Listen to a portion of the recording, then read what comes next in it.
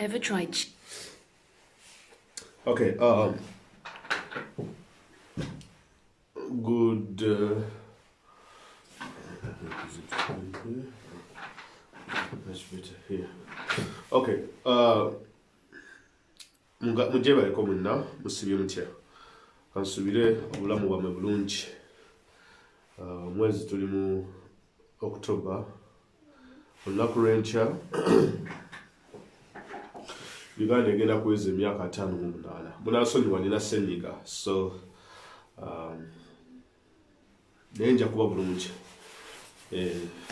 Remedies now, home remedies zonna nazikozeseza everything, so I'll be fine.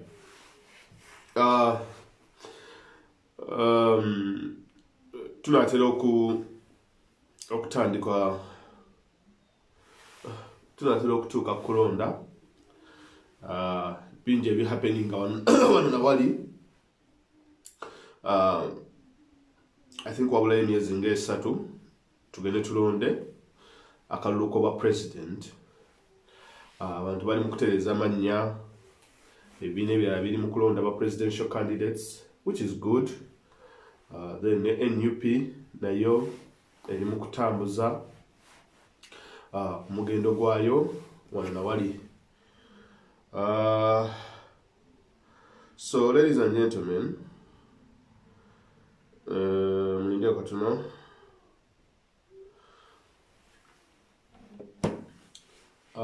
Bobi Wine leero yagambye yakubiriza Bannayuganda okuba nti mu contributinga ssente eri ekibiina ez'okuba nti bayambako abantu abamu okuba nga babasasulira nomination fees ez'obwa member of parliament oba oz'ebifo ebyenjawulo.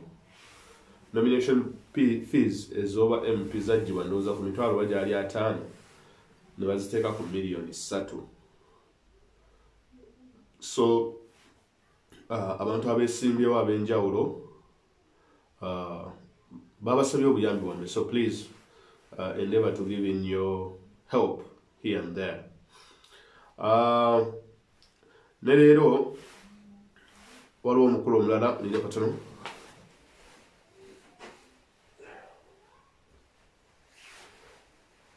Yeah, okay, sure. Ne leero waliwo omukulu omulala yeeyongeddeko ku ba presidential candidates, ye mukulu Amuriat Boy. Ekibiina kya FDC gwe kironze okuba nti nno yeegatta mu lugendo olw'okuba nti nno balwaninga kuba president bwa Uganda. Yabadde yeesimbyewo ne mukulu Waswabirigwa, of which Waswabirigwa amalidde abantu obudde bungi, but in the end n'agamba nti alekedde Amuriat Boy. At the end of the day n'agamba ndekedde Amuriat Boy. So he wasted people's time. Then in Amuriat Boy, they even wasted a lot of energy and time okuleeta ba delegates from different parts of the country. Nayenga kyagenda okukola is kulekera Boy, which is good gesture, but tujja kulaba ekigenda maaso. But one of the things kyenda pickings mu Waswabirigwa byayogera, Waswabirigwa yagambye nti agenda kukolagana nnyo n'ebibiina ebirala okulaba nga baleeta joint presidential candidate mu kalulu ka 2021. Ekirala ekyanneewuunyisiza ky'ekyokuba nti kano Dr. Kizza Besigye of course tabaddeewo mu kulonda candidate we FDC, which is very interesting. Nti bano batekinga they are taking time in a process that some of their veterans don't even believe in. Eyokuba nti no babeera ne presidential candidate. Now, baba nga balonze Birigwa wagambye nti bali mu kwogerezeganya ne people power n'ebibiina ebirala okulaba nga baleeta joint presidential candidate 3 months to the election. Zendaba, this is a wastage of time. If the opposition wanted a joint presidential candidate, ekibandi badde bakikola dda. We should not accept temusuubirayo nti no bagenda kubaayo joint presidential candidate. Ekibiina kyokka ekitagenda kuleeta presidential candidate ye Jema. That is the only party that has endorsed people power. Though it has come too late as well. Now, if we were to have a joint presidential candidate, temuleeta joint presidential candidate nga wabulayo omwezi gumu oba emyezi ebiri to the election nobwogamba nti nomuyingidde akalulu kennyini nogamba nze kanveemu ndekera oli still oba okikoze kale which is good but it is a little too late. If they are to agree for a joint presidential candidate, it should have been done like at the beginning of this year.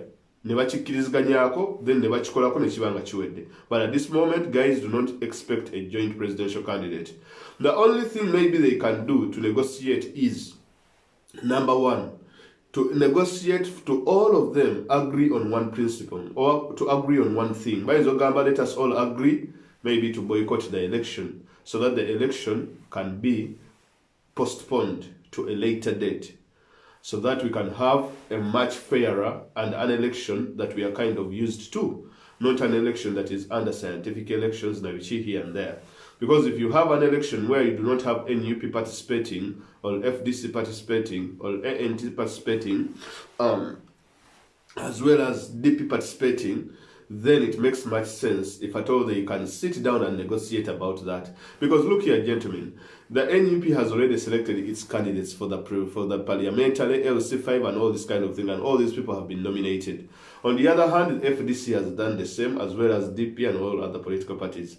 So it would be wishful thinking to say that these people are all trying to agree on a joint presidential candidate nga tebatadde into consideration bino bifo birala ebyawansi. So for that matter, the only reason as to why all these parties can come together, it is only and only if at all they are going to agree either to put the government on pressure to postpone elections or to put the government on pressure okuba nti no bagiremesa okuba nti neteekawo akalulu oba ekongezeeyo and so on and so forth, something of that sort.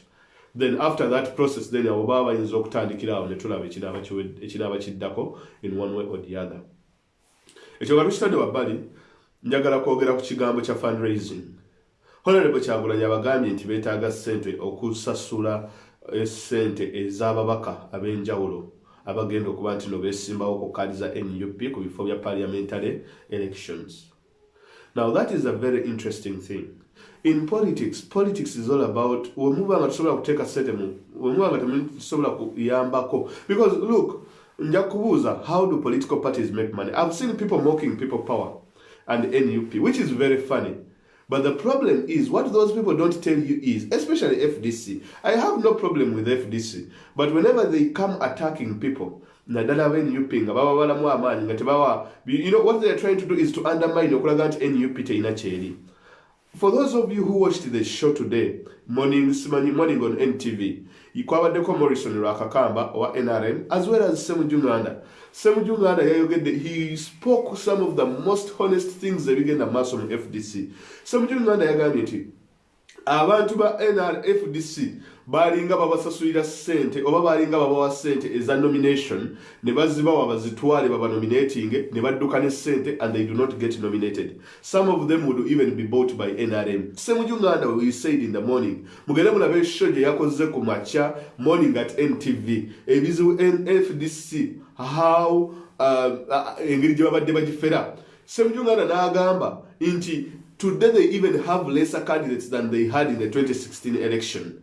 In 2016 election, I think they had almost 260 candidates abali besimyewo ku tickets FDC okugenda mu parliament ya Uganda. Nagamba on this year, I think they have less than 200 candidates, if not less than 100 candidates abagenda okwesimbawo. Most of you had nti FDC egenda kusasulira aba candidates bayo million 3. You know what happened? FDC was 2 billion Ugandan shillings. Was 2 billion Ugandan shillings. Zebagenda okukozesa okusasulira aba candidate yabo. Semujunganda yabyogedde ku macha. Nti was 2 billion Ugandan shillings. Why? Because the resource fund over the resource pool of FDC yakendeera. Well-wishers, merchandise, grants, and sente zonna zabadde bafuna ebweru and so on and so forth. Eyo money pool yabwe yonna yakendeera kati ntono nnyo. Ababaka beesalamu abamu baddukiramu ANT and all other political parties. So at the end of the day, what happened is the NFDC can no longer raise money. It needs to pay for its particular candidates. They cannot raise money. So Semijumanda yafudde na confessing. Whereas people are laughing at people power. Mboloko nti fe tusonda sente. Muda. Do not be ashamed. What these people did is basinze chibira ne bagenda ne bafuna loan ya billion 2 billion with a B. You get it? Sorry guys. Bagenze ne bafuna billion. Now, FDC yabadde subira nti government egenda kuba wa sente. Because what happens is Muteka, there is a Political Parties Act, a constitution, but political parties are supposed to be given support. Every year, the government is supposed to release 10 billion Ugandan shillings. Ngazigenda kuyambako bibiina. And so 10 billion Ugandan shillings, that money is allocated to political parties depending on how many members of parliament that you have in the parliament. Now, of which we all know FDC, NRM is Singapore parliamentarians. So, could 10 billion, NRM takes 85% of the money. That is almost, I think, 9.5 or 7.9 billion. Something like 7.9 billion. Kakati, ku 7.9 billion. Ebibiina bino ebirala ebiddako FDC mu opposition yesinga okutwala sente nnyingi. Etwala miliyoni 8. Then DP netwala 3, UPC netwala 10, abantu ne batwala ne miliyoni 5. Kisinziira ku bantu boolina obungi mu parliament. Now, FDC yali ebaze nti government ya Museveni egenda kukwata sente bawe miliyoni 8 bazikozese bazisasulire ababaka baabwe. You know what they did? Jemvamula banejjo wano we basinze okkayanira sente mu parliament. Government yaganye okubawa sente. Museveni yaganye okubawa miliyoni 8. He refused to give them the money. Kati we yabaganye zibawo babadde tebalina we bajja sente. Ate nga basuubiza ba candidates baabwe nti bagenda kubasasulira nomination fees the 33 million. Kakati ekyabaddewo kyekyokuba nti bagenze oba mu banka kisimanyi ne basinga ekibiina ne bateekayo n'ekyapa ky'ennajja n'ankumbi ne babawa billions 2. Mugende mulabe show yabadde ku NTV ku makya. Nekindeeta ku point ki? Nekindeeta ku point eya NUP. Ekintu ekisinga okubwalanya NUP kyekyokuba nti ina resource base.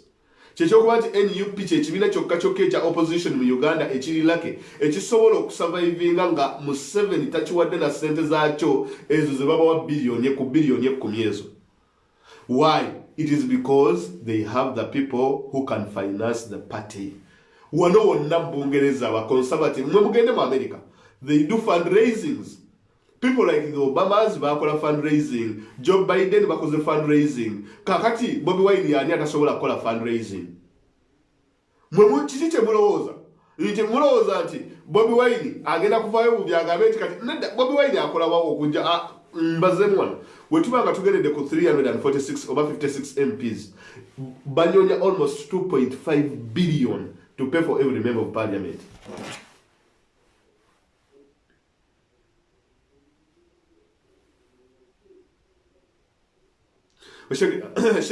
Banyonya over 2 billion to pay for every member of parliament. Now, jukira, Museveni yeche yakola kyekino. Nti buli munnabyabufuzi yenna, buli opposition politician yenna tamukkiriza kuba nti no akola business ekisooka takkiriza ba businessmen mu Uganda kubanga bakolagana n'ebibiina eby'opposition, because if they do that they will lose out their business. Takkiriza sente ziva bunaayira ziva mu bitongole byanjawulo. Kyobola Museveni agamba nnyo Bobi Wine ennaku zino, you deal with foreigners. Bobi Wine is bringing foreigners here. He's bringing white people here. You know why he's saying that? He's saying that because yekyalowooza is nti Bobi Wine alina abazungu abamuwa sente abaagala omuyitiramu basuule ekibiina.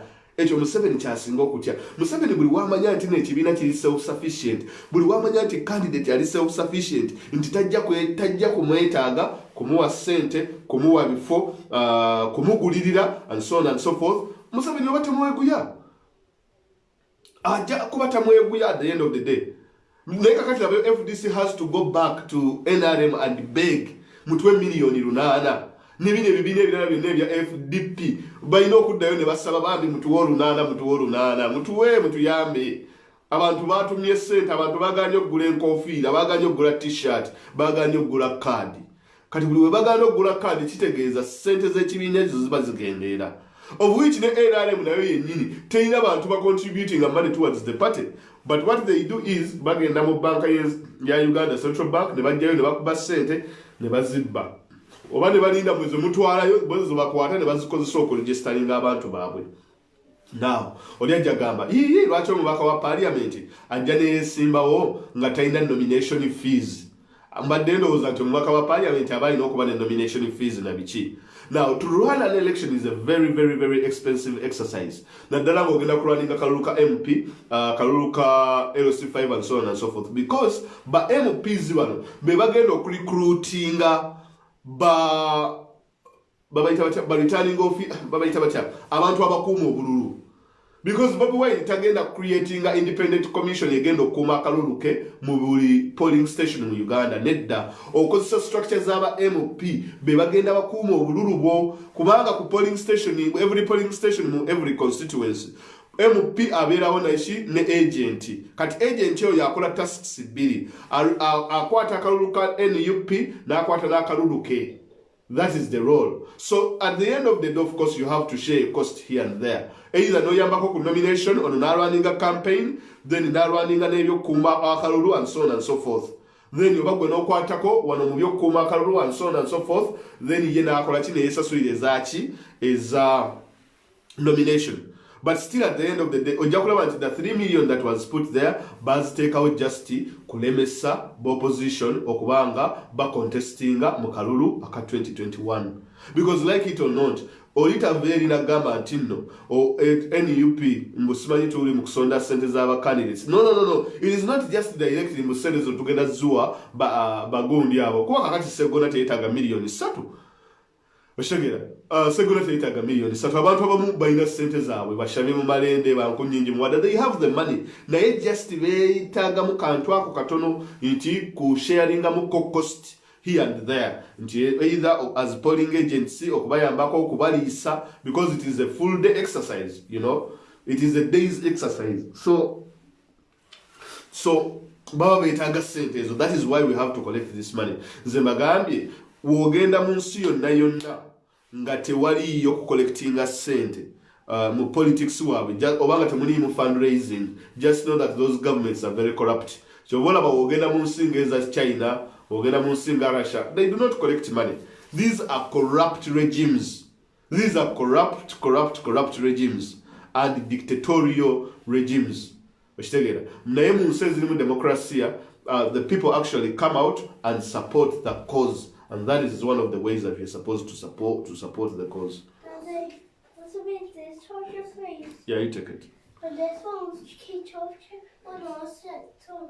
Yeah, you take. So that is the way you are supposed to support the cause. So temuchifuna mukuswala konna nti oba NUP tusoloza sente oba chichi. Yes, mulina okuwaayo sente, tulina okusoloza sente, and we are lucky because we have a huge resource base. Feffe tusobola okutunda kaadi mu lunaku lumu netutunda kaadi za miliyoni 10. Teri kibiina kirala kisobola kikola. Museveni kasita kitegeera nti no waliwo ekibiina ekisobola okuraisinga miliyoni 10 mu lunaku lumu ng'agamba mobile money mugijjeeko. Ng'agamba mobile money bagijjeeko. Mwe mulowooza MTN mwabaddeyo haaka? Simanyi Airtel sijui Stanbic? No, there was no hack. Ndeko mala kugalawa.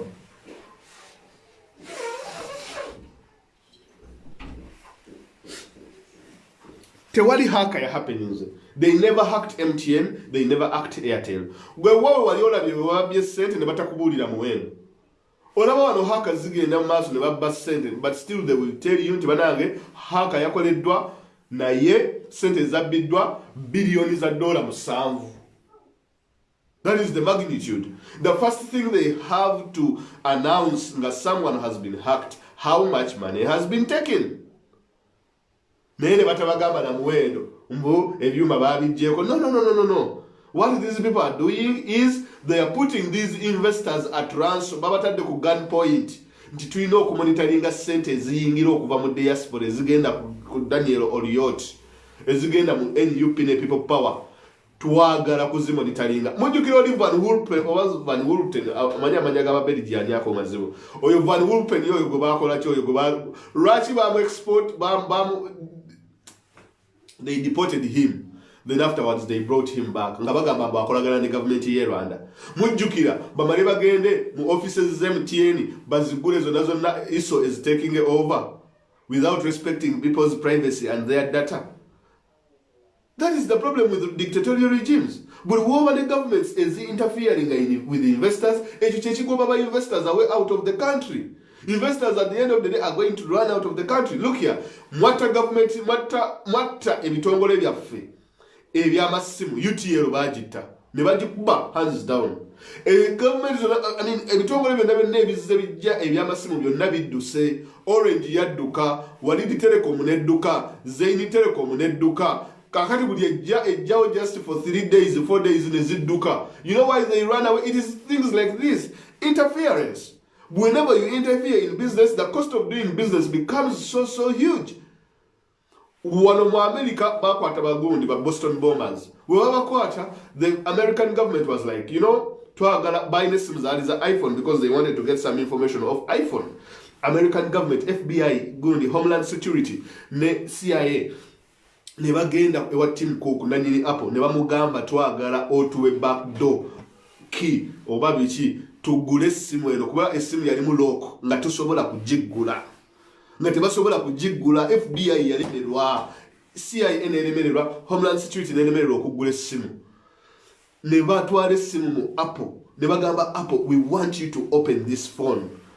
Apple ne bagamba tetusobola jiggula, tetugenda. It was a big scandal. Apple ne bagamba eno simu gundi security services ne bagamba na simu ya terrorist, esimu mujigule, twagala kufuna information ni bagayi bagana. Do you know why they refused? It is because if Apple dared to give the FBI, the CIA, and all these guys never were access okubanti basobola okukuba security barriers zabezona, it would have killed the confidence of the consumers who trust Apple with its security. Because Apple, it is because Apple is one of the most secure phones that cannot be hacked into, that is well encrypted. FBI bagano jiwa ne bagenda ne mu Senate ne bagenda mu Congress ne bagamba nedda Apple negana okugula esimu z'aba terrorist. Yagana. You cannot just because okukwata obukwasi mu simu ya Apple no jigula, stock market yo nayo ne crashinga. Because Apple is one of the most valuable companies in the world. Bagundi ogenda bagamba otya by investors. Nti CIA yazze, nti FBI yazze ne gamba tugule esimu. They cannot accept that.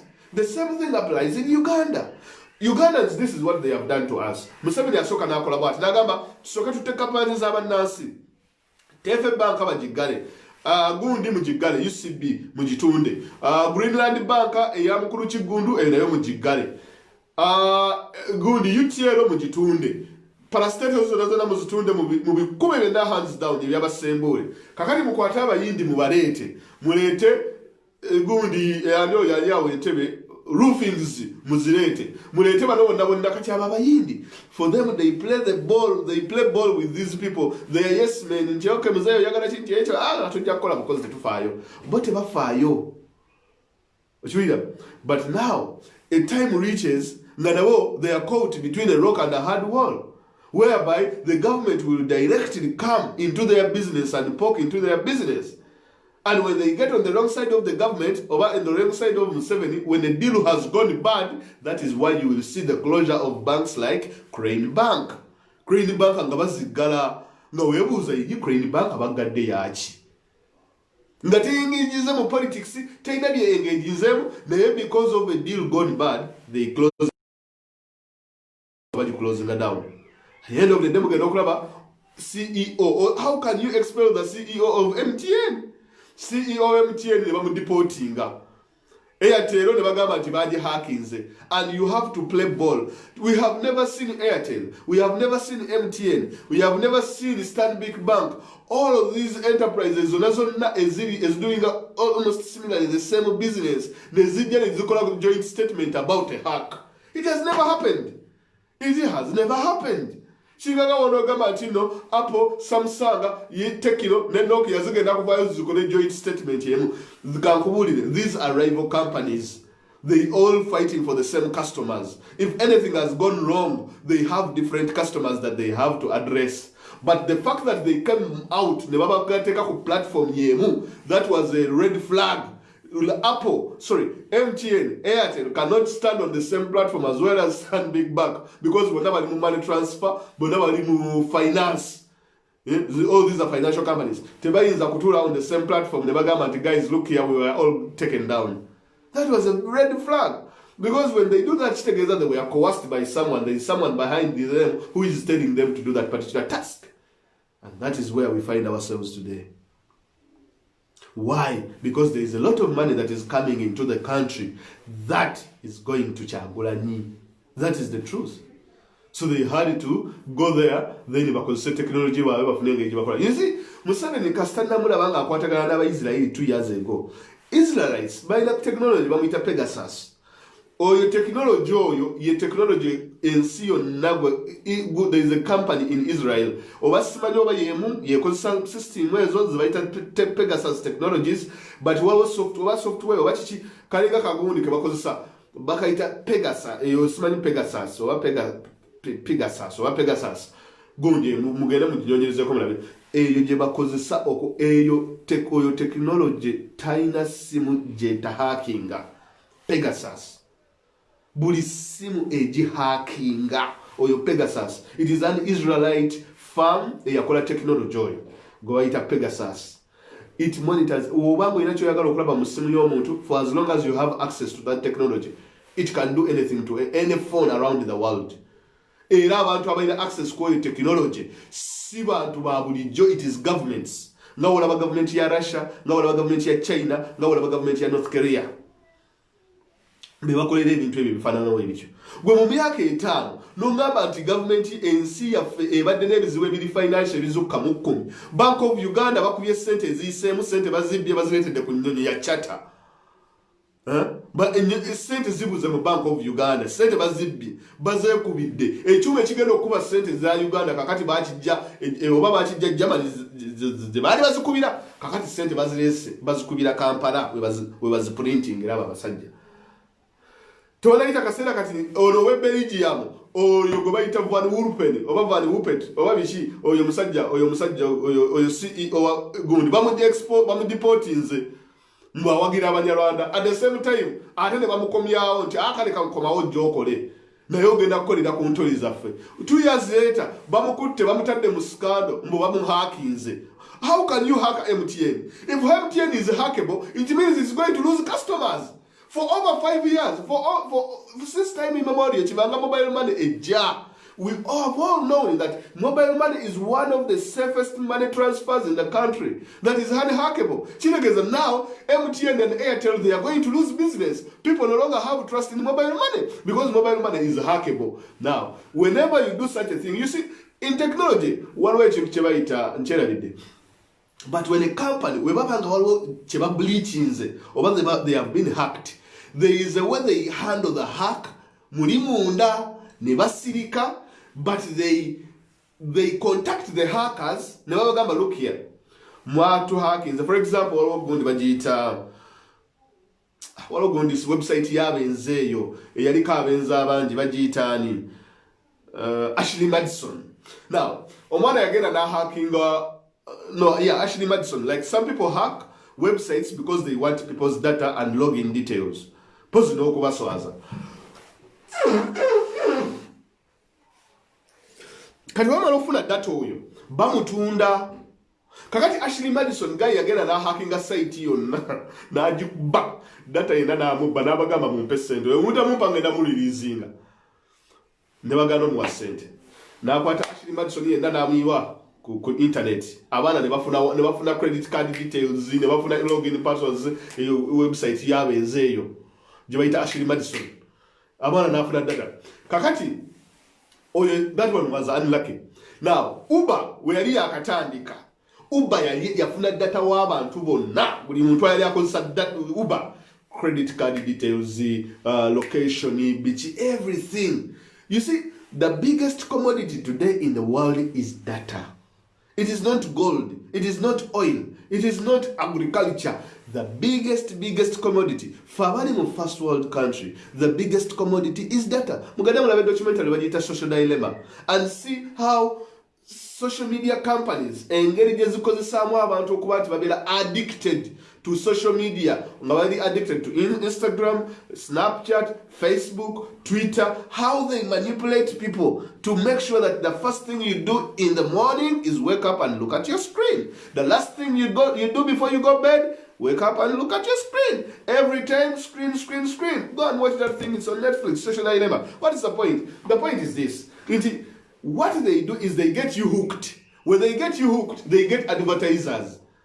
Look here, tulina data w'abana abantu mujje mutuwe ssente tusobola okubafunira abantu we bati targeted advertising. Now Uber, the same thing happened to it. Uber ne bagihackinga data waayo yenna ne bamubba abantu abakozesa data Uber naddala mu US. Now when they bleached that thing ne bafuna data wa Uber nga we bafuna Washington Madison, Uber yasirika. Uber did not announce it because they knew if they announced that they have been hacked, stock market stock exchange they were going to lose what? Gundi value yagenda kuwa ku stock exchange. So what Uber did is this. Uber yagenda ne contacting aba hackers through a third party. Never gamba look here, leka tute deal. Data temumufulumya. Give us back our data. Tugenda kuba $10,000. And the guys agreed. Because they knew if they released the data until Uber was hacked, people just knew exactly until Uber was not safe. So they would just leave Uber, never services in data. So what Uber did, never sasula enomubaka, banabana, never quite data, never mobadiza, never gama ya chiwende. So it didn't make news. It was actually later, like a year or two. After then Uber knew abantu tebayuka Uber baji hacking ako nayituyinza kungamba nti MTN was hacked, Airtel was hacked. MTN never abantu hackinze, Airtel abantu hackinze. People are going to stop using mobile money. Yiyo a very risky business. Abantu babakuba obutayimba babakuba amasasi lwa mobile money. Kakati ongambe ntino olaba kakati batusele tsele oganti banayi okay istegereza mobile money is hackable. If it is hackable, why would I use mobile money? I cannot use mobile money. Ere kuwa munaku techa eyo MTN ne Airtel basoka kuba kubako musolo ne batavayo na kulwana. Baba kubako musolo gwa social media ne baba kubako musolo gwa mobile money. Kamba buli demwe MTN ne Airtel, the biggest sales basinga okukola ziri ku mobile money. They are no longer making money.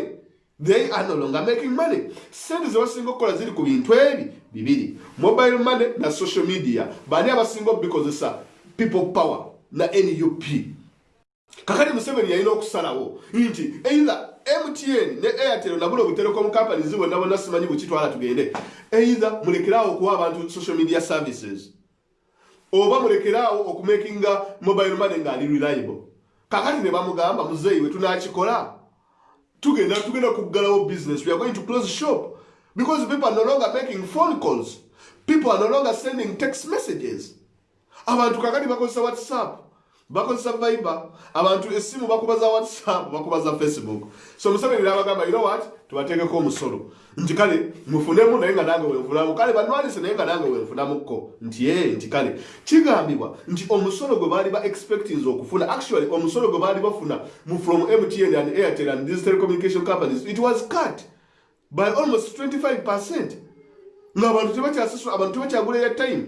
Abantu batandika nnyo okukekkereza nnyo. Omuntu yali agula 200 MBs per day wa data yasalanga 50 MBs wali VPN negattawo, meaning that MTN lost business. In fact, this year MTN was forced to close and shut and actually sell off most of its assets mu Africa and Uganda in particular. Ebizimbe ebisinga bemwala bangeri MTN Uganda blah blah blah byonna bagenze babirenga off, byonna bagenze babisalako. Actually in Middle East babadde balinayo amakanda eyo kati baviiriddeyo ddala, and they said they were going to concentrate their operations mu Africa.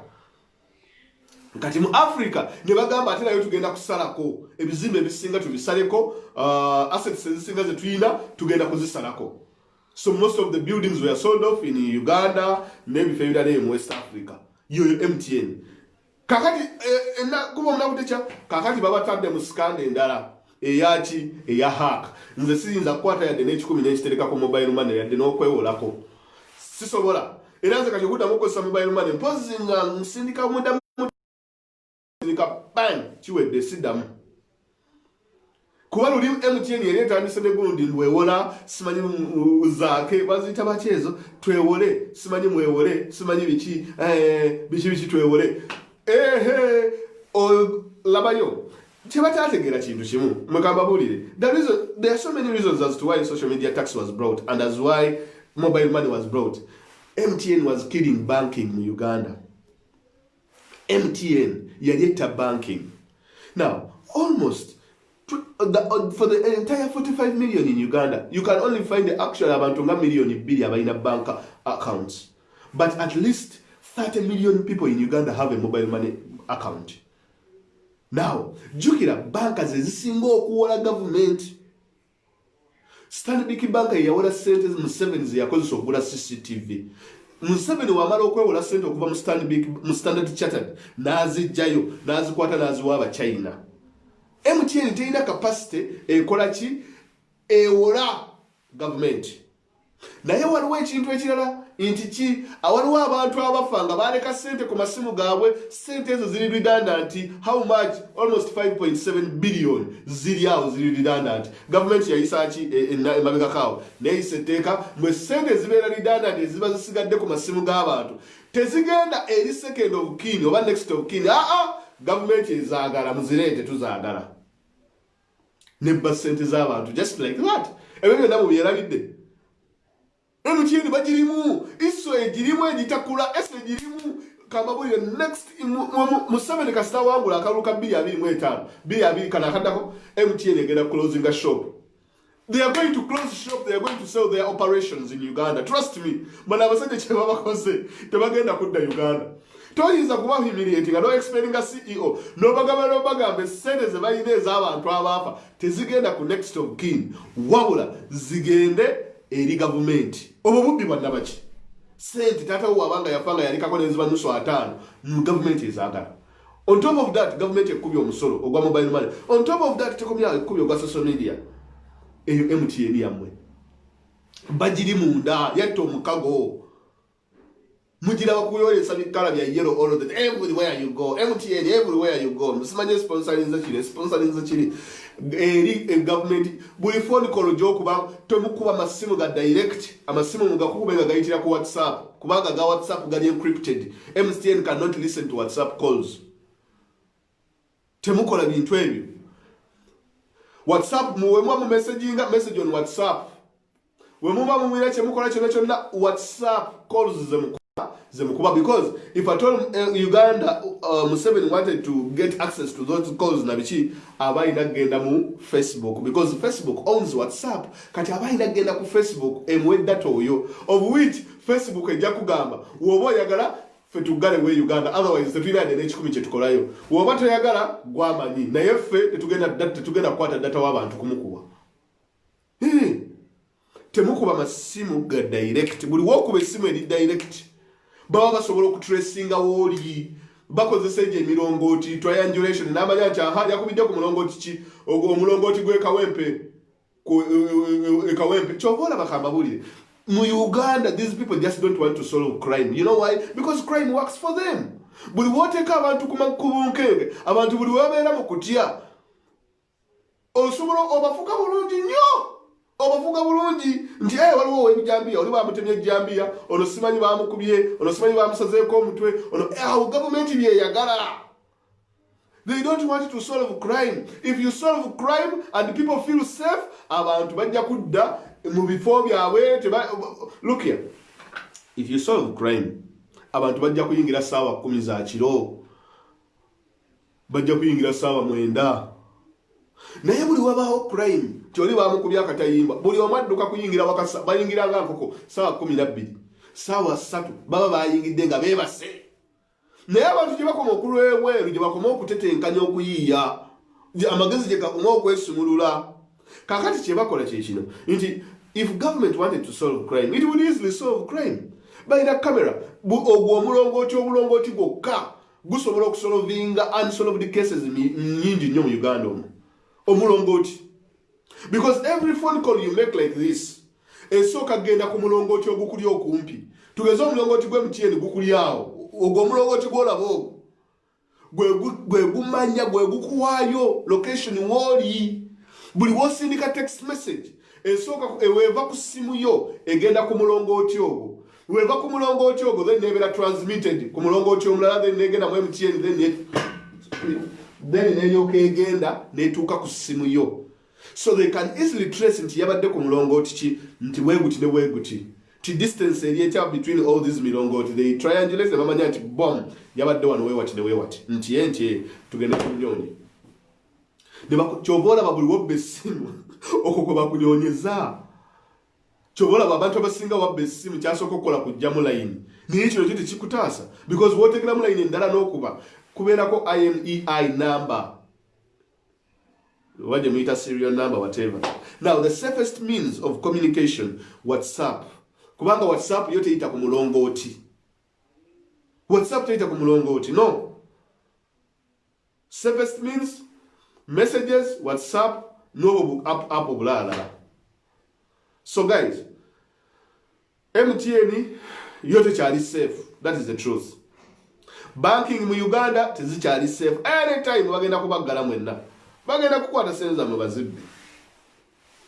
Ng'oba era sente Uganda, beera careful. Nze mbawooninga. Bano abasajja banyonya sente left, right and center tebaziraba. Simanyi sente oba baagala zaaki simanyi. I don't know why they need so much money. Naye banyonya sente. Kati every bank now is being twisted. Bazinyola muleete sente.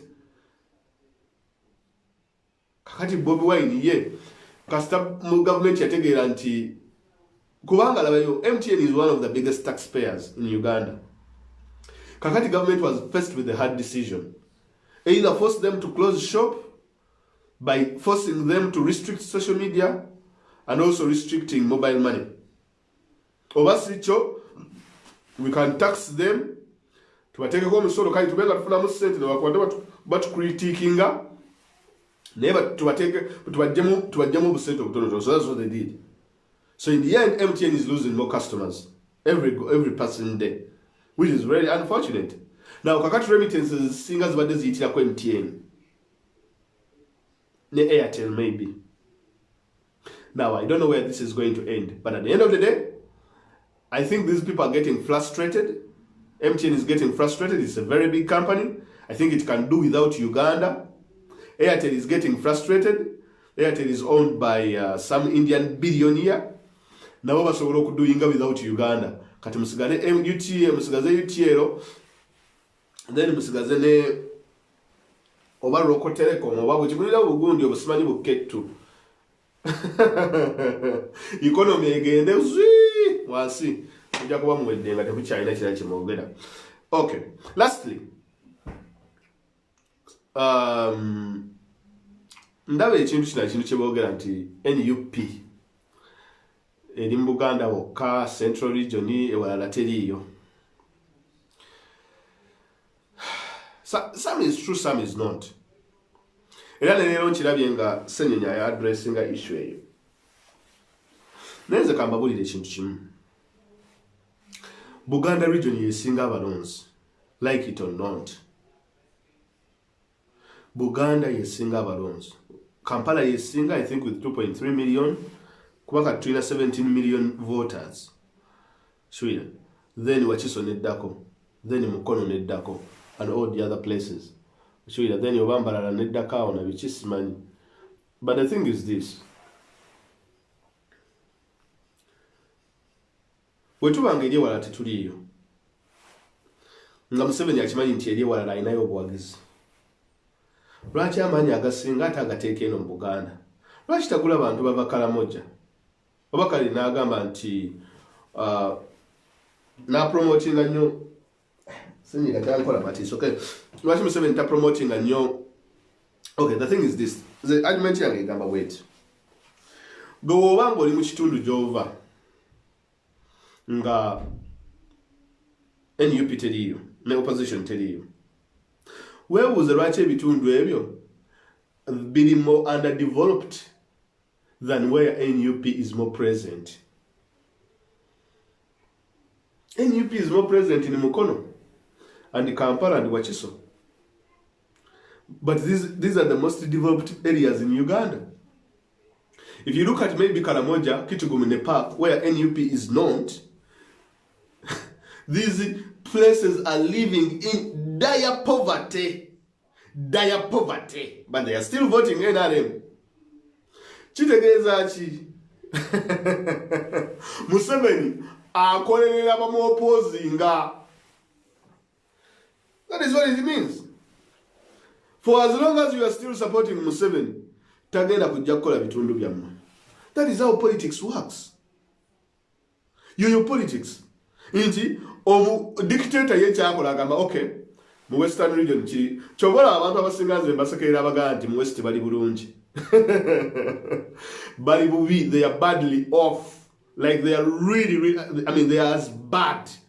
Gwegenda yeyo egundi eyo ogenda notukere bagayi nga bawunya amata bonna bali awo bamba tangira kyakwate eri just waliyo resort bano bagayizi bazimba genda kuwummula then ne bavaayo then ne bajja e Kampala. Naye obwavu obuli eyo abantu bagenda ne beesiba kuno ebintu kuno ku mutwe ne beetikka abantu bannaabwe ne beetikka enkota z'amatooke ezabbogoya nga bambadde akantu kuno ku mutwe we bati ne batambula we bati ne batambula. Ebyo byonna biri mu west.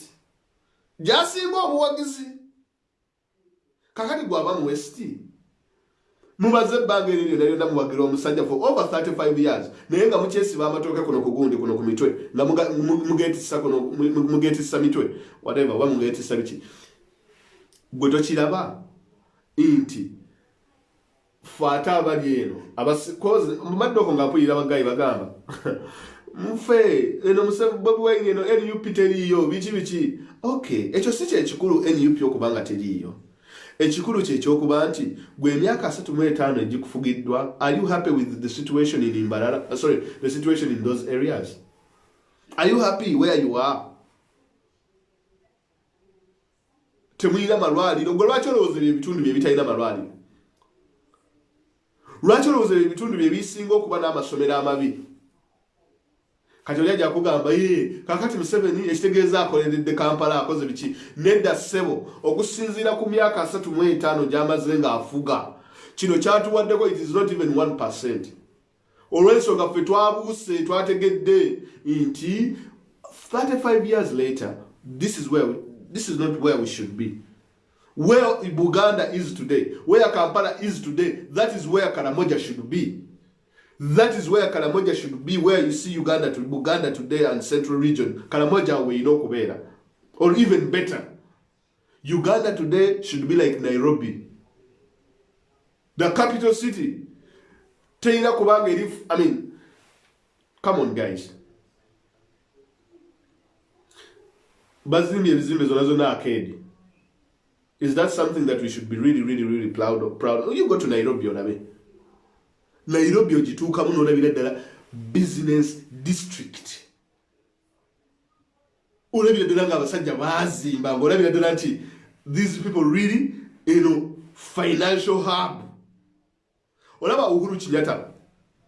Enteekateeka za Uhuru Kenyatta ayagala gifuula nga olaba Geneva. That is what his plan was. Ngayagala efuuke safe haven ey'abantu abaagala okuleeta ssente from different parts of the world. Uhuru Kenyatta, that's what he did in Kenya, in Nairobi.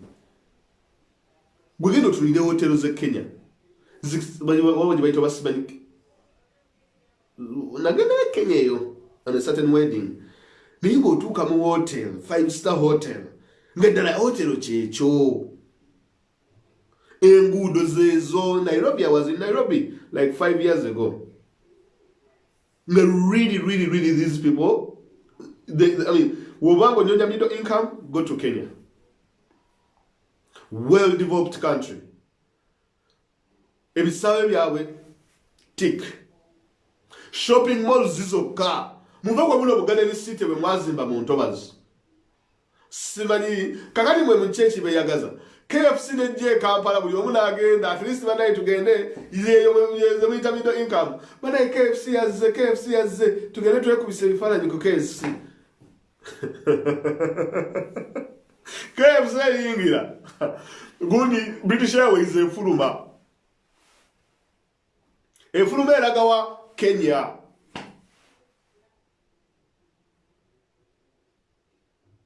mu middle income mbonamwe Uganda naye ekuze KFC abantu ekoko tebasobola jirya wabula ekikenenje basobola okukola kuyimirira wabweru kwekubya kifaananyi oli n'ayambala bulungi n'akuba n'engatto n'asanirira n'enviri n'agenda mu saloni ne bamusana n'akaviri ng'agenze kwekubisa kifaananyi okumpi ne KFC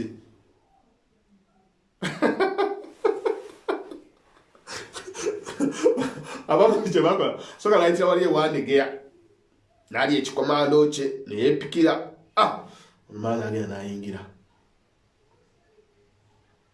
kiwira niwegiba miyenge people cannot afford to drink kyemuva mulaba ebbaala zisiiba ziggalawo kyemuva mulaba discotheques zisiiba ziggalawo if you cannot even make money on beer mukali mwesene mulizikola mutya basooka kugunywa wabweru n'agenda mu kiraabu n'anywayo ecupa egi nekiggwa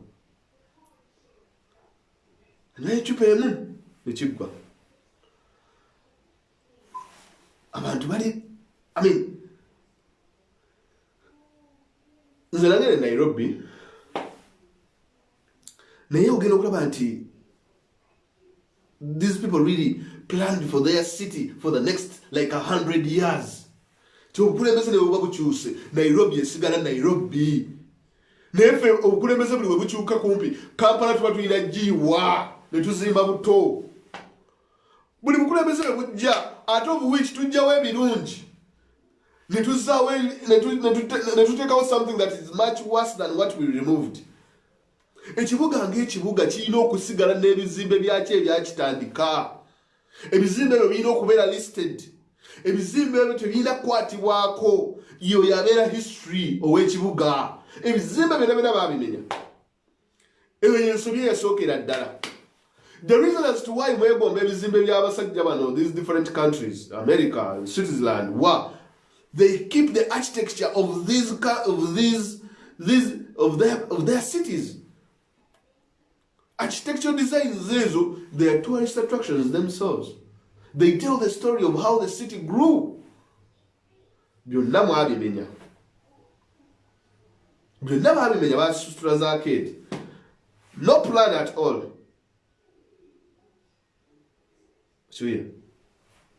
Kati buli investor ajje Uganda era ba investor bimugenda okufuna be baba China nze nabagamba wano ku byessimu baleeta akasimu ke bayita kasimi mobile nze nabagamba Uganda terina capacity ekola masimu mwakola essimu nga n'abakola mu company tebasobola kugula ssimu eyo gwegenda mu KFC abakola mu KFC benyini tebasobola kugula nkoko eyo obuwiki wano yemmere gye tutunuulira nti no okay, Uganda city, but guy, okay, enchitegeera kambabuli local food is the best. Togenda mu KFC no olya mu KFC ne weewaana. It's not good for wano toyinza na kulya mu KFC because ebintu bye bakozesa fenna tubimanyi. McDonald's balina bi chemicals bye bakozesa to keep people addicted. Tubimanyi buli wolya McDonald's just know nti olina chemicals zolya because these people are using chemicals. Ezo chemical nga wala nti bwonywa coke ofuneyo sugar rush nti buli kaseera oba oyagala you want to drink another coke. So in the end you become obese. Now the same applies to McDonald's. Nti ebyo bye bakola ne bateeka mu recipes zaabwe. There are things that are making people addictive. Now what happens is this. Nti ekivaamu you are going to deal with an obese population. It is what buli McDonald's weeraga oba buli KFC weeraga. These countries start to suffer an obesity problem. They have to tackle an obesity problem. But in Uganda, people are so poor that even the obesity problem cannot become a problem because people cannot even afford the chicken. Wolabira nti ensi njavu kiri bubi. Nti n'ebizibu ebyandibadde biva mu kulya ennyo KFC tetubifuna because people are too broke. Abantu baavu. Cinema zonna zaggalawo. Shuya. Cinema. Waliwo cinema gye twakulanga tulaba. Cineplex cinema. Erienda liri wali ku Oasis Mall. Nagiyingiramuko. Just kulaba. Nga almost nkalu. Nga nkalu. Bwe kalu. Ekyebbeeyi kye basinga okukola kutunda biberenge. Abaana bajja n'agula ekiberenge n'atagenda kulaba firimu. Ekiberenge oba kya 13, firimu ya mitwalo 2.5. Awo ku Oasis ndowooza. Omwana ajja n'agula ekiberenge n'atambula mu Oasis Mall up and down n'atambula naddeeka nga talina kyaguze. Ebyo byonna ebizimbe bigenda kuggalawo because people cannot afford to buy those things. Nze nga ngenda mu ndabe firimu mu Cineplex nga nsobola okugenda wali ku Zai n'enkagula nga kabbiri. Tusobola. And those are the people that should be supported. Abantu abali ku Zai Plaza. Economy yaffe awo inotandikira. The problem is this. Nti buli woyingirira firimu wabaayo omunene ali mu government who picks interest. Mayanja oyingirira firimu nzaagala. Chigundu, he was the first economist wano mu Uganda. In fact, in 1986-1990. Chigundu, Dr. Sulaiman Chigundu, bamufuula Bank of Uganda governor. Museveni n'amukozesa. Museveni has no friends. Yakozesa Chigundu n'amwonoona. Because during that period, Chigundu ye yaleeta gundi economic reforms by the way Museveni nezatambulirako up to today. Because he was the first bank governor. N'amugamba bakole gundi eyo devaluation ne bajjako 0.3%. It was Chigundu under his governorship. Wajjako 0.3 abantu ne bamunyigira okufaako obufi.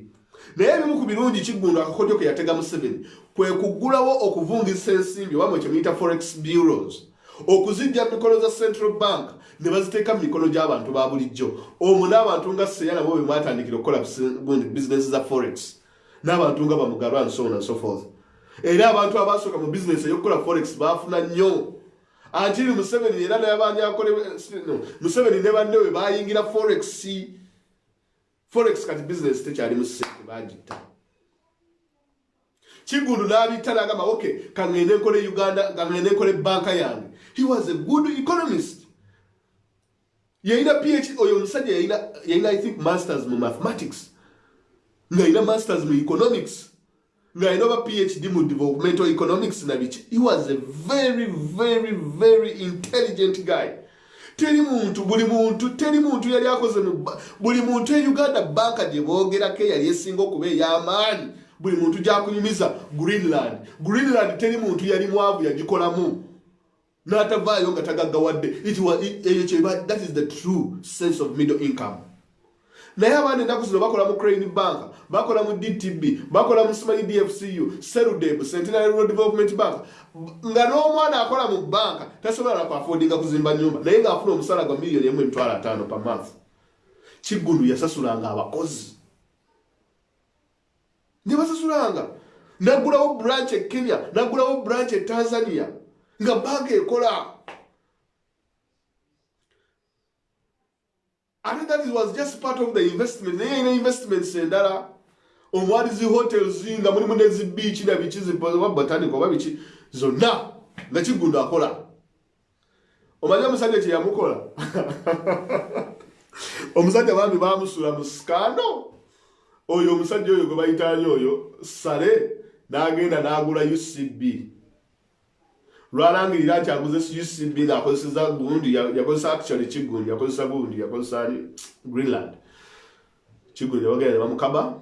Chigundu ne bamujjako bank ne bamugamba asasule nti yakozesa sente za banka sente z'abantu yazikozesa n'azibba n'akola ki ne bagenda ne bagula UCB ne Sale.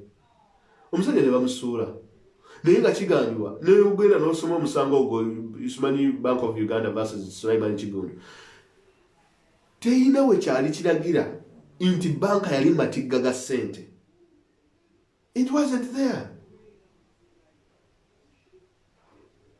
Guy n'asuula Chigundu ne bamutwala ne mu kkomera myezi 7.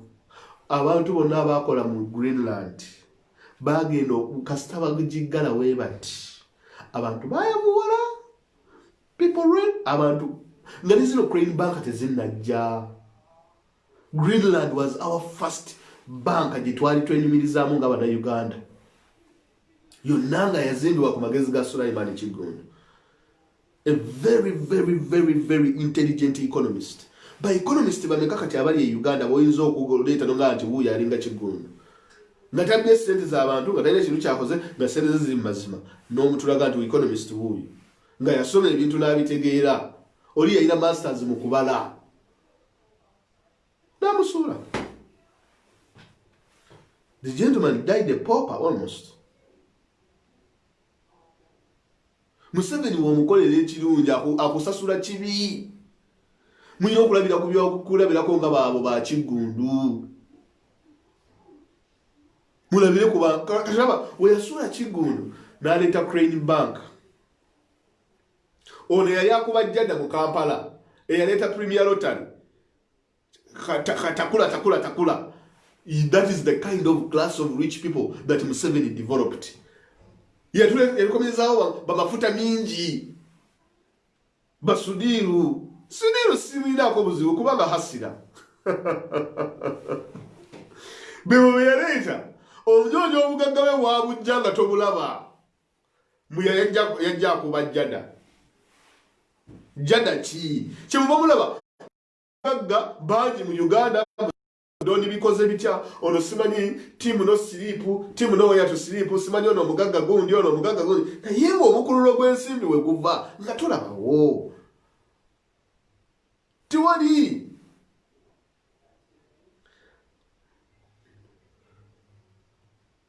zibanka zammwe zonna tebasuula kati munaye byebyo Lwaki kubanga ye yatya nti buli we muba n'amaanyi Kigundu musajja watu ne bamuteekako emisango gy'ADF. Musimanyi ADF gavumenti y'e Sudan yali eyisa mu Greenland Bank ssente. Kati muleese mafuta mingi basudiru Rupareria. Omusimbi nga wagukola gonna agutwala Gujarat India. Essente zonna nga wazikola zitwala Punjabi. Bajita Punjab. Zonna ziri Punjab. Sente za gundi oyo. Sudiru. Sigamba nti aba gundi Sudiru si mukozi. Sudiru mukozi.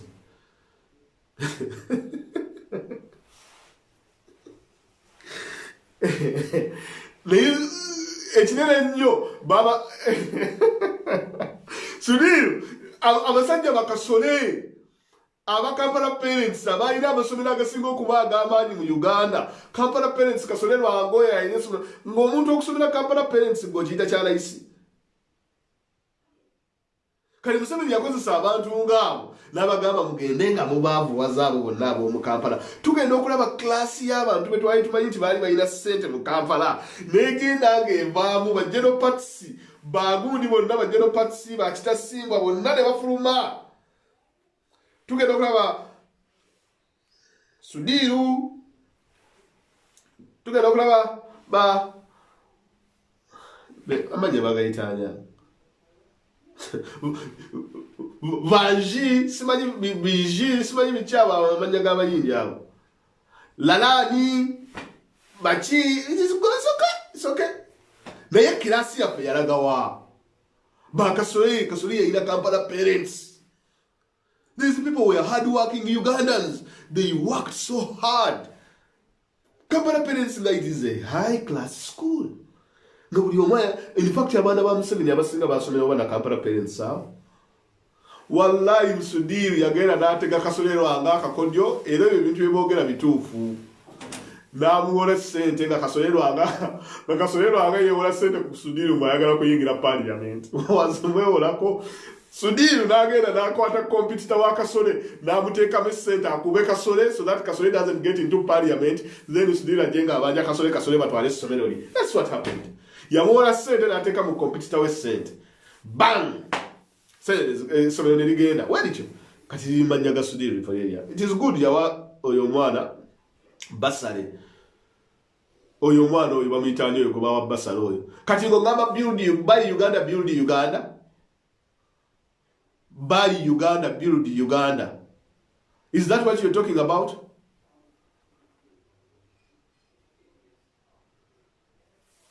Nzeranze nseka. Basembule yakabirira omusajja n'amugamba nyamba. kakati si yasooka okukola TV ne radio n'akomyawo TV ne radio kakati bagenda kuteekamu 5 point what I don't know how many billions every household is going to get a radio. Sembule yagano zimuwa lwaki sembule tozimuwa ate basajja balaba Hasani n'okwata almost 384 billion n'oziwa Hasani basajja balaba okumukompensatinga okujjawo olufula.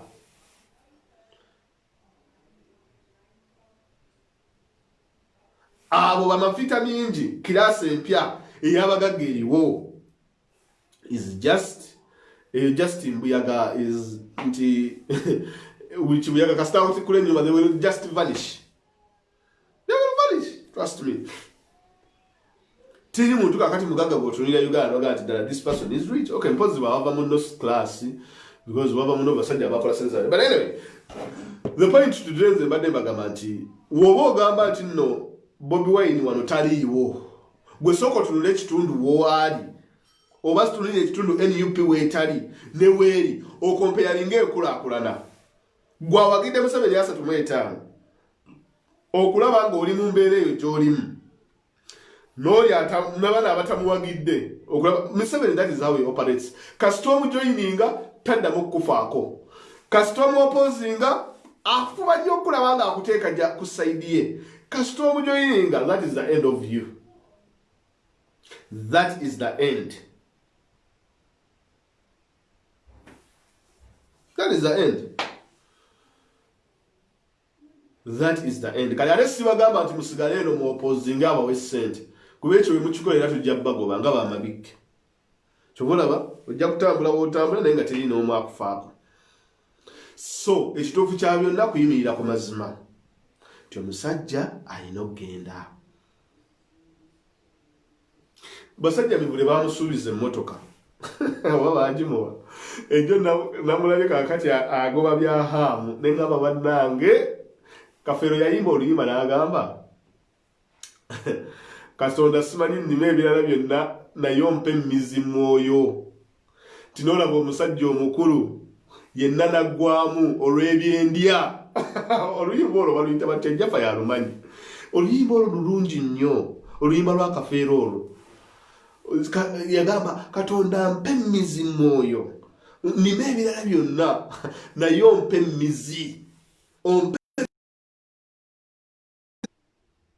Nti ne olwavu newewuna nnuma butya sigenda kukkiriza muntu yenna kunzikakkanya kummalamu kitiibwa kyange ng'omusajja. Ompe emmizi eyo eguma nennemera ku kyendiko. Luyimba lulungi mugende muluwuliriza olwo lwa Kafeero. Yamugamba nti Katonda nnima ebirala byonna naye mpe emmizi mwoyo. Basajja mivule nali manyi ayina emmizi. Naye musajja wattu leero kakati namulabye ali kukaavugiddewa.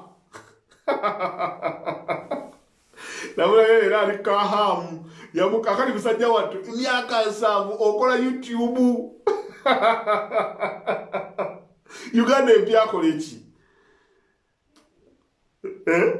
Bano balokani media bakola eki? Myaka 7 okola YouTube. Nga nawe oliperekesi ku kooti mwowerekera mugagga oliperekesi. Katonda otummanga ebirala naye n'otuwa emmizi mwoyo. Allalalala. Nzawo saagala tuukawo. Nzawo entuukawo bannaye nga media agivaako nga ngenda neekweka. Sisobola kutuuka ku ekyo. Omusajja ne bamuteeka mu mawulire, omusajja abantu bamutadde mu press conference. Ebintu byonna bye yasaba tebalina na kimu kye baamuwa.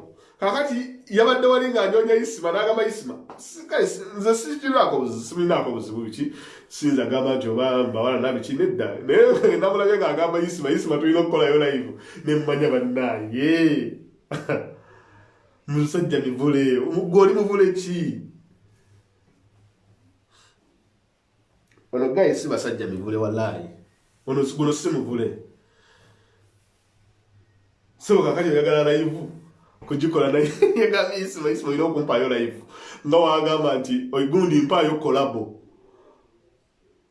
Banange abali myaka gy'abasajja mivule. katonda wakutuusanga ku mbeera eyo ey'okusabiriza bwetyo ng'olina abaana n'abazzukulu nga bakulaba ku TV ng'oli mu mbeera efaanana bwetyo. Sabanga nnyo katonda, banaye musabe bannange, obanga tosaba tosaala. Bannange saala nnyo, musabe nnyo, nti bwe mutuuka emyaka ng'egyo katonda alina engeri gy'ahandolinga abantu bwe. N'agamba gwe ŋŋenda kukuswaza mu bantu, naye ng'okuswaza gwakuswaza si kwakuba nti nti oba weewumuseewo okoze no, ng'okola ebintu ebitajja mu myaka gyo. Ekyo ekintu okisabanga nnyo katonda n'atakikutuusako, nti oli myaka 7 okyakubanjenwa, oli myaka 5 okyakubanjenwa, ogenda okwatirira abawala, ozina gundi bino squeeze, muli mu kiraabu, oli mu house party, myaka 6 oli mu house party. Really? Ono omusajja singa yali mugezi yandibadde ali eri ng'awandiika bitabo, yandibadde awandiika bitabo. Gino emyaka gyakuwandiika bitabo, gino emyaka gyakubeera panelist. Naye oli YouTuber, si kibi kale okukola YouTube, naye nedda egyo emyaka gyakuyitako. Oli ku National TV musaba ginsobereze mpe emmoloka ŋŋende nga ndaga abantu. Naye bannange nze nali simanyi omusajja oyo nali muwa nnyo ekitiibwa nnyo. Mwabawuliriza ku basajja mivule temuyinza kikkiriza nti yoyo kati kati ayimirira ku kkooti n'alinda abagagga emisango gye bawuliriza egy'abagagga, nga naye ali mu gurupu y'abavubuka abayaaye, bano abayaaye abakuba omulera. Kavugidde wa nga naye ajja ne bagenda n'ekigenda ku myaka egyo.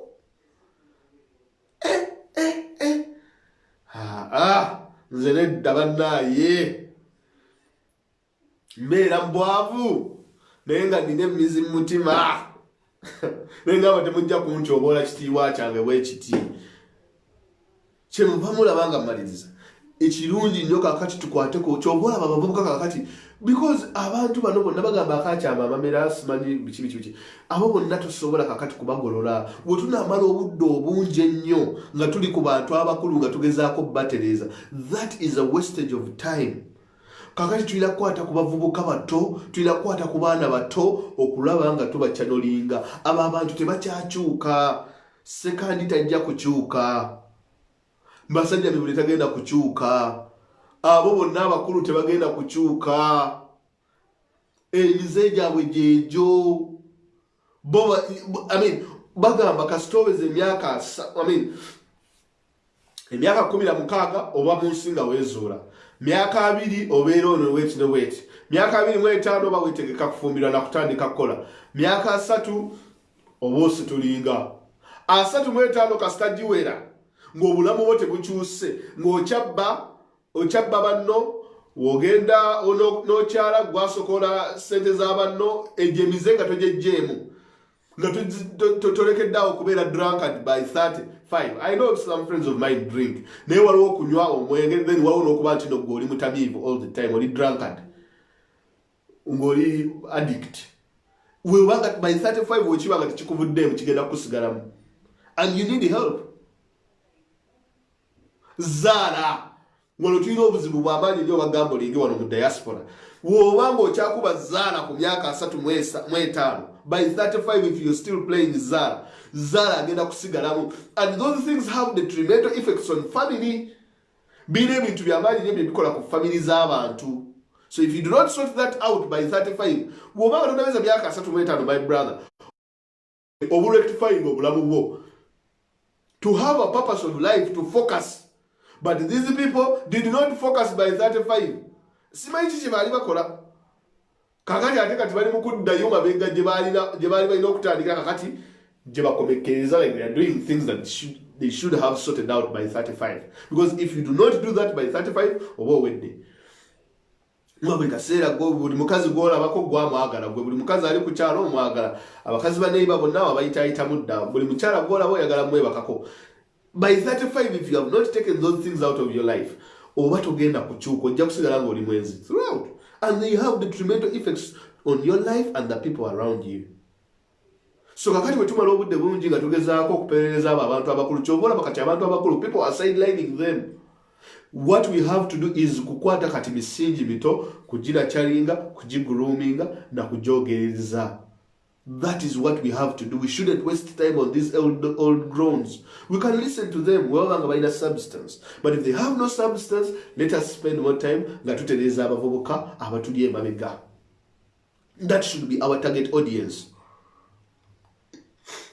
But abatisobodde kukyuka, Mungu abasaasirire eyo. Otherwise, we are going to waste too much time. Omuntu wabanga ali 35 and above, ng'olaba tamuka, do not waste time on those people. You would rather look for a 16 or an 18-year-old who is out there go. That is it. 16 or 18, those people can change. They have room for change. They have room to be nurtured, to grow. Never 35. That is my age. Never 30. And some say 40. Between 30 and 35. Those ages there. If someone has not changed at that age, you will not. Shobora omuntu aweza 35 ngatanda bakuwasa. Abamuzibu ngatanda bakuwasa, ngambye ngatanda bakuwasa. Sigambye nti ekyabakyala kyanjawulo, simanyi byabakyala, naye nze ng'omusajja ino by 35 obanga tonnaba kuwasa, tonnafuna buvunaanyizibwa. Kati bwe tulula abantu bano bonna basajja mivule, talina mukazi. Muganda wange all access, omukyala akyabuze. Nze namugamba bajje wano mu NUP tumuwe omukyala wana ate kuba oyinza n'okusanga ebizibu byabwe bakyala, nga tebalina bakyala. Mukulu waffe motivator akyasinza okumotivatinga ku Facebook, owekitiibwa Frank Gashumba, omukyala akyabuze. Bajjo omukyala akyabuze. Kibaga Kato talina mukyala.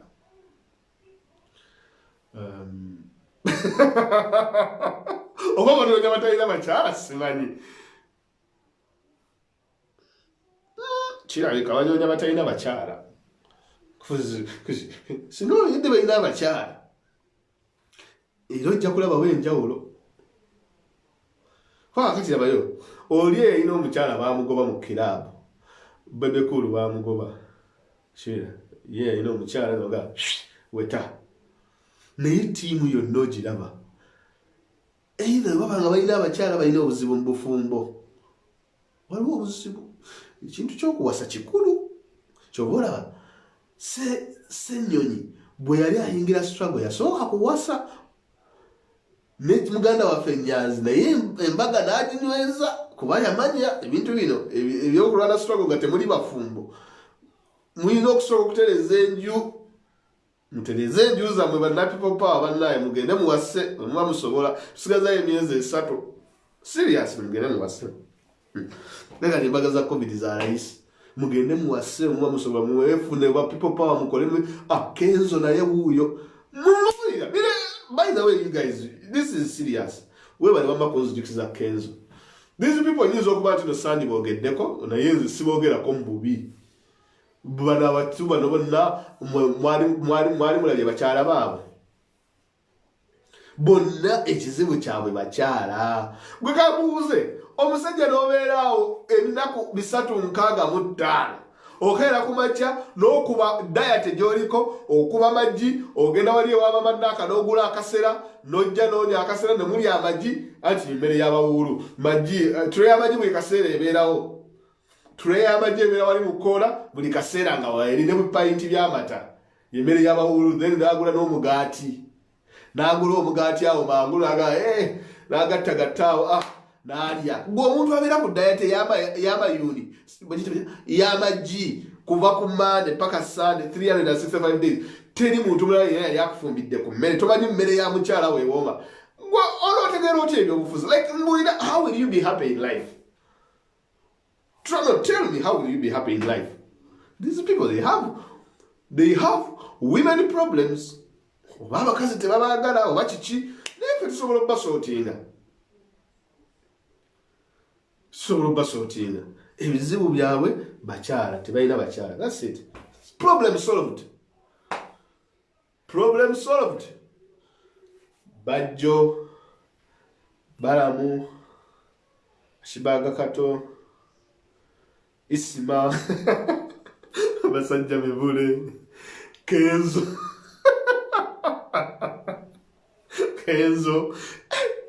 Mbadde no sikyegenderezanga naye natuddemu leero ne ngamba there's something wrong. Andrew Mwenda